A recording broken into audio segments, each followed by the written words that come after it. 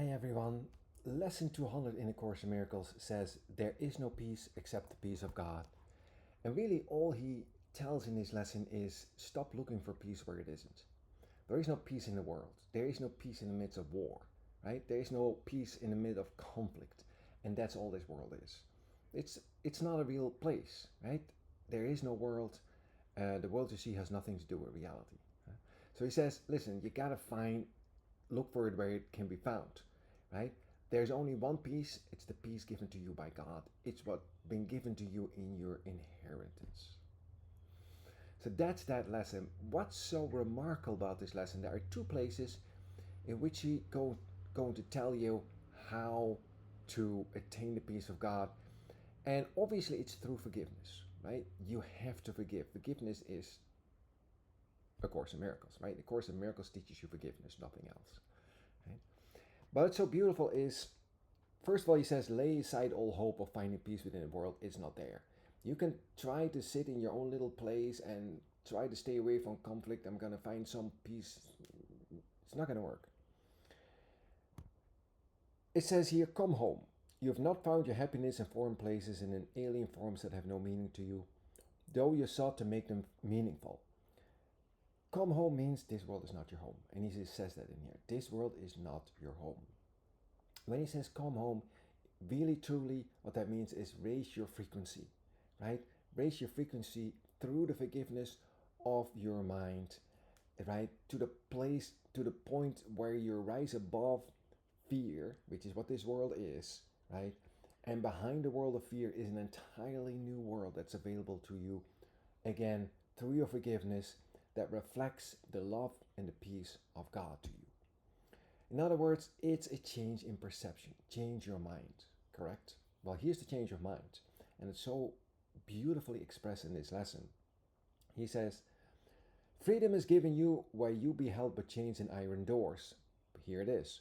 But you must change your mind about the purpose of the world if you would find escape. That is what escape is. Change your mind about the purpose of the world. Right? What you've done is put all your images out there and they're doing exactly what you told them to do. Right? All those evil, right? All that evil that you see out there, all those people that you don't like and you see do evil things, they're doing exactly what you told them to do. You put them there. You people your world. These are your unforgiving thoughts. These are your mistakes. They're not theirs. They're yours. Right? This is what we learn in our awakening, isn't it? We learn to recognize that the world out there is a projection of our mind, right? And that it requires forgiveness. And that really the guy that you think is evil, so as a matter of fact, is whole on purpose as God created him, right? And the evil that you see out there are your own thoughts, is your own hatred, is your own unforgiving. Okay? So, but you must change your mind about the purpose of the world if you would find escape. You will be bound till all the world is seen by you as blessed, and everyone made free of whose mistakes? Of your mistakes, and honored as he is, namely, perfect Son of God. Now turn on your TV, right? Turn on and look at the internet. You see all the hatred and the attack there. But remember, it's yours.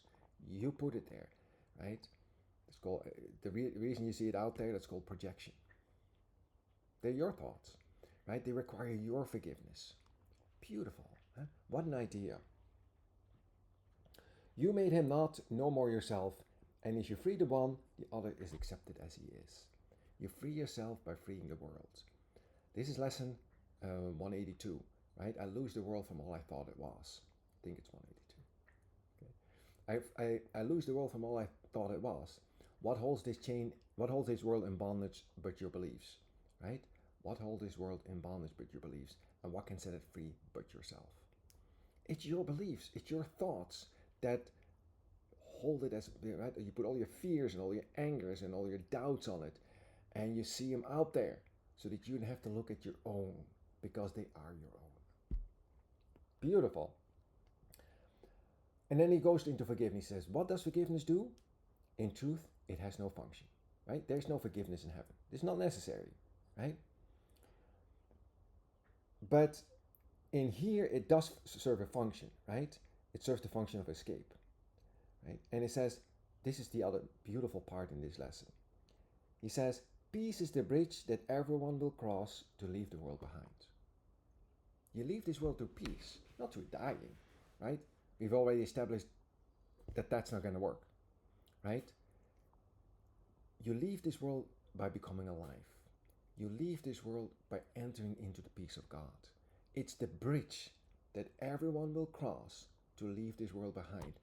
By forgiving the world, you'll raise your vibration, you'll raise your frequency, and it raises you above the conflict of the world, above the fear and the hatred, right? Above falsity.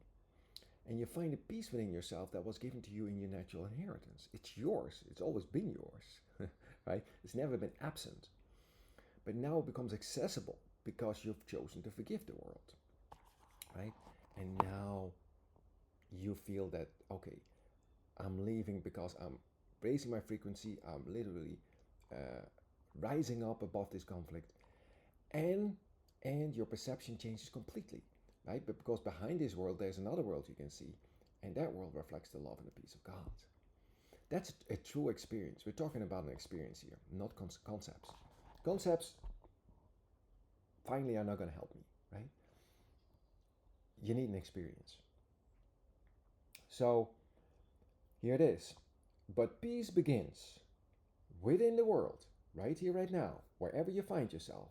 Peace begins within the world perceived as different. It starts with your perception, changing your perception, and leading from this fresh perception to the gate of heaven and the way beyond. Change your mind and the world will change with it. It cannot not. It's a projection of your mind. Stop hating the guy out there, right? Forgive him. Forgive him because he's doing exactly what you told him to do. You see your wishes acted out on this world, right? Because he's whole and perfect, regardless of what he's doing, regardless of what he's saying. Yes, this is an insane world, but it's your own insanity that you see out there. Huh? Fresh perception to the gate of heaven and the way beyond. And I saw a new heaven and I saw a new earth, right? Paul in his Damascus experience, he's talking about that experience where he changed his mind, where he completely changed, and he had a very, very intense and sudden waking up experience. And everything was changed for him. And he didn't see that old, fearful, hateful world anymore. He saw a new world, right? That reflected the love of God. That's your transformation. That's what this lesson is talking about, right? Change your mind. Forgive the guy out there. Forgive your world. It's your world. Beautiful. And then there's some other beautiful, beautiful parts after that. But truly, that is your awakening. That is the invitation here. And we are at a point in space-time, in this particular continuum, on this planet you call Earth, where this is happening. It's being accelerated, right? That awakening that is accelerated at this point in time.